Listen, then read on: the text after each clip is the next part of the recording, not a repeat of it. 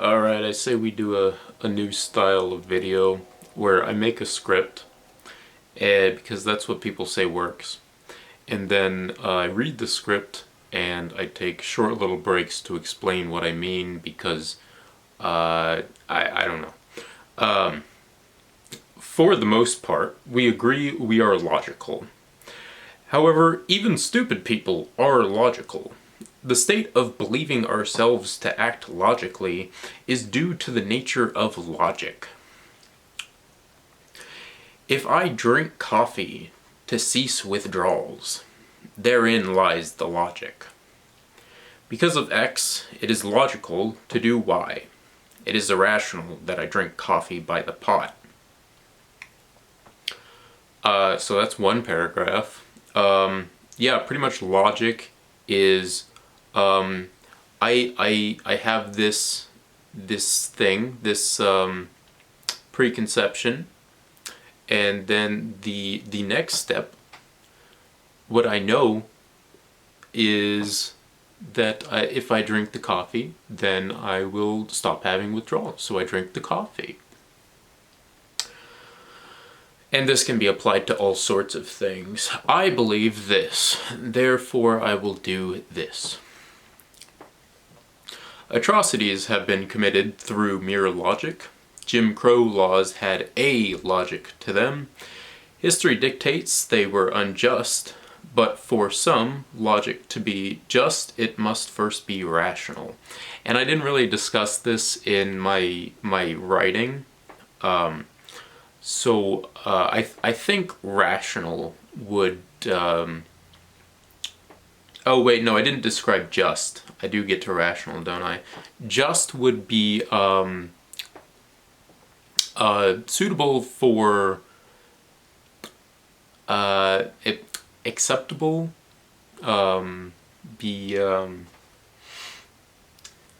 See, the thing about writing is that you can get your thoughts out and you can have them guaranteed. So you have a thought, you write it down because that's what you're doing at the moment is writing, and you're getting those thinking juices going. Let's spitball here. Just is the most good. Good's hard to define. Kind of get into these silly little concepts here. I like to say that justice is Tom Sawyer painting his own damn fence. Tom Sawyer, he's like, hey, give me this apple and I'll let you paint this fence.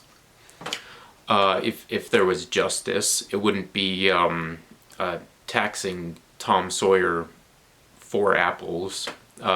Justice is the lack of injustice. So injustice exists, and the lack of injustice is what creates justice. It's not the other way around. It's not the lack of justice creates injustice, because you have to start with injustice. To be rational, concepts, they must develop independent of pre-existing notions. Okay, so then I start going into what exactly that means, but let's dive into this. To be rational concepts, they must develop independent of pre-existing notions. I did get into thought forms here. Maybe I should read that first.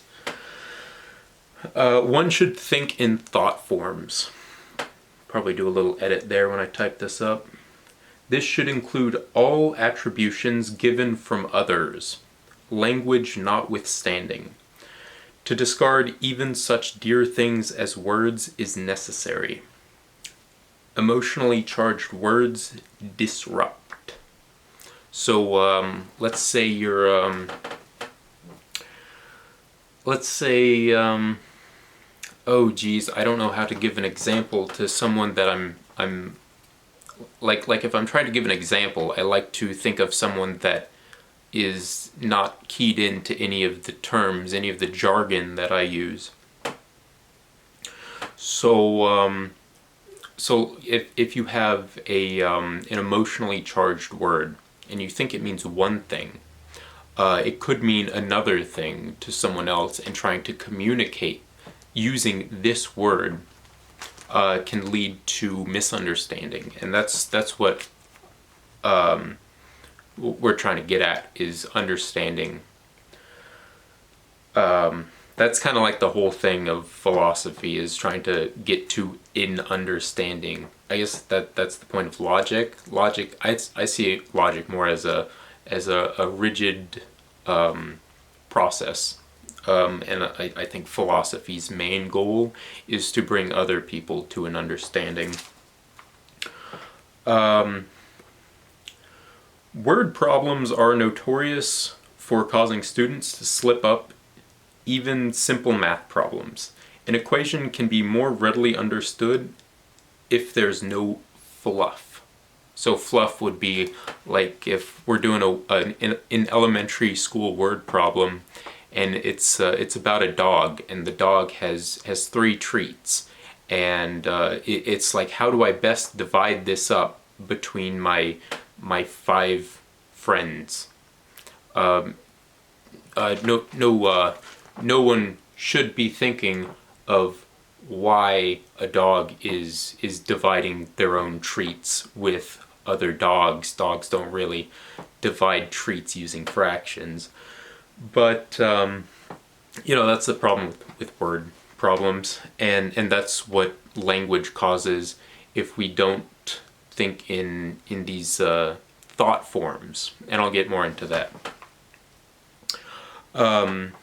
We just want to write out an equation. So what's 3 divided by 5? And that's the actuality of a dog has 3 treats and it wants to divide it among its 5 friends.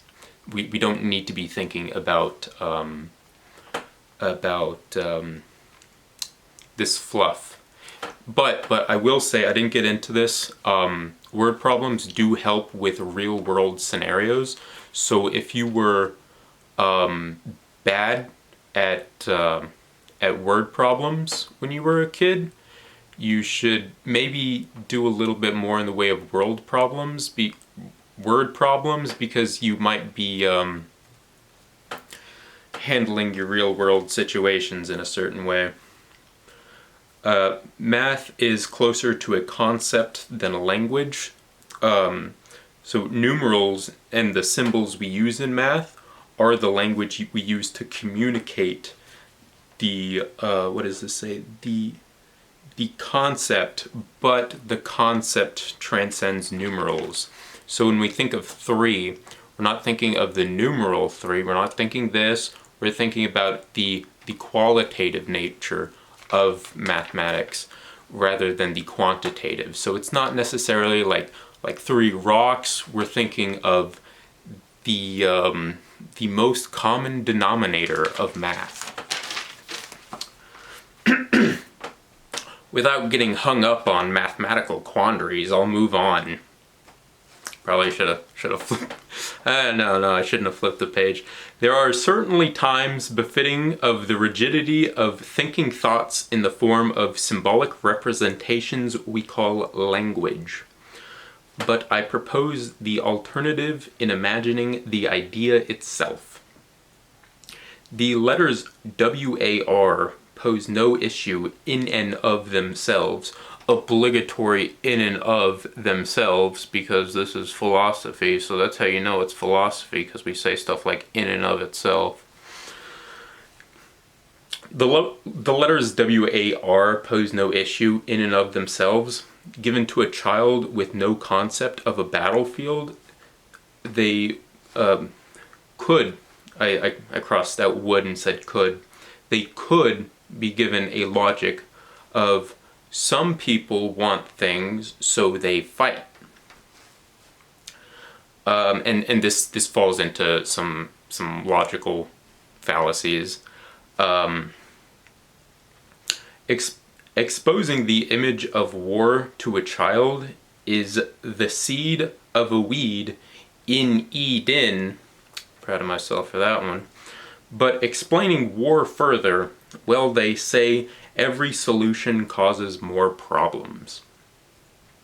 So we can use analytical philosophy with a little bit of dialectics, and we can say some people want things, so they fight. And so the some people in this would be the instigators of the war, the world powers at play, want things, and that's the most abstract thing in this specific sentence. So they want things, we know what things are. It's general, it's vague, it can be whatever some people want. So they fight. The instigators of the war are not fighting. It's the combatants. And even these things that are wanted could be a reduction in population of two populations.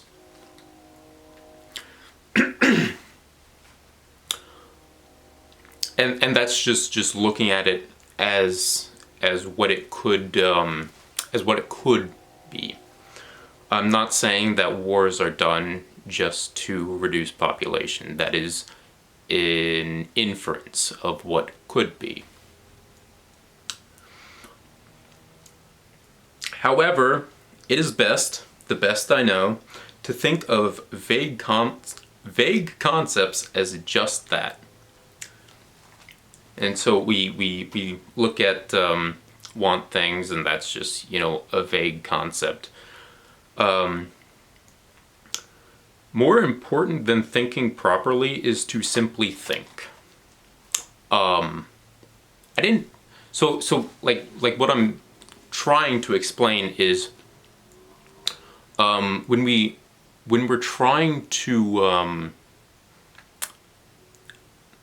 rationalize an issue, rather than using logic, using a language, we want to think in concepts. So rather than thinking, is war bad, we think of the image of war. I swear I had this somewhere. Yeah, exposing the image of war. I thought I said it somewhere else.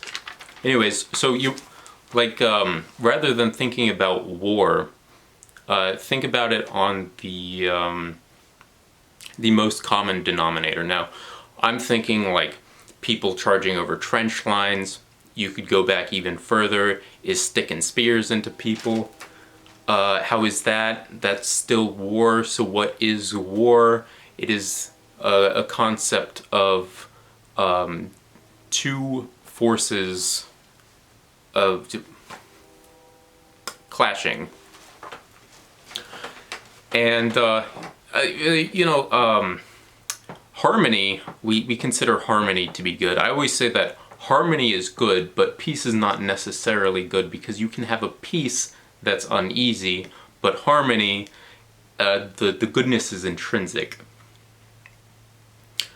And I will not be elaborating further. If someone would like to argue that harmony is somehow not good, I will ignore your comment.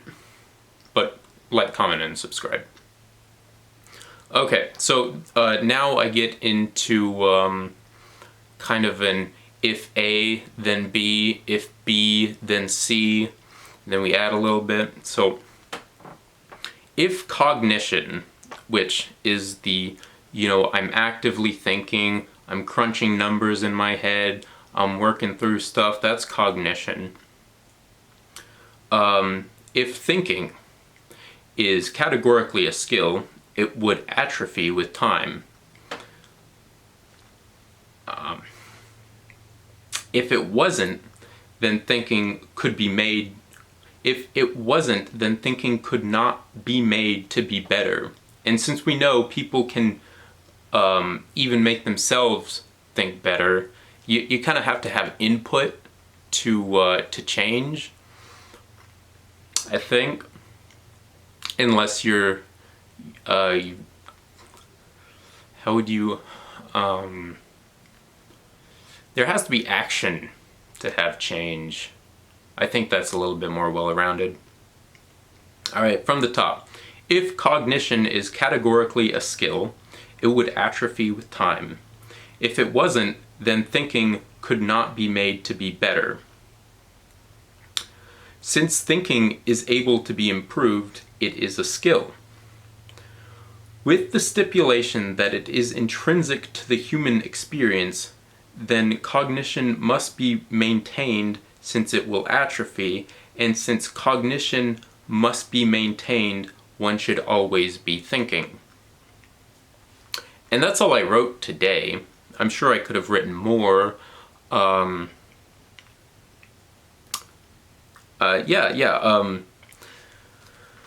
So, I don't know what all I've gotten here. If I've got a very specific thing, actually I don't think this is in this notebook, but yeah, I can give a little talk. There was a very important song to me, and it was Car Radio by 21 Pilots. Now I could go on and on and on about this particular song, but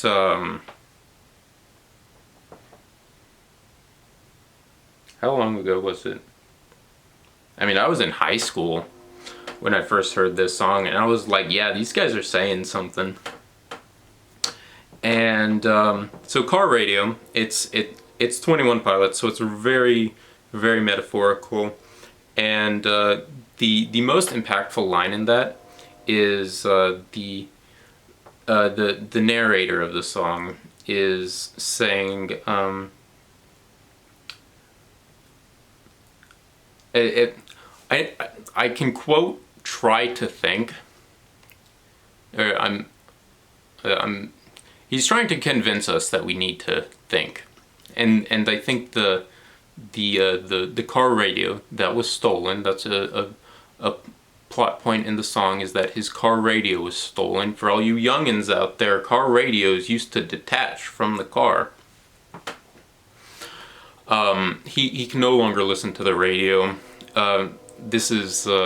He can no longer think. He's not in control of his thoughts. And it kind of, it stood up to testing. If you don't think for long periods of time, then you're gonna get influenced. I can say that. So the subconscious stores everything. It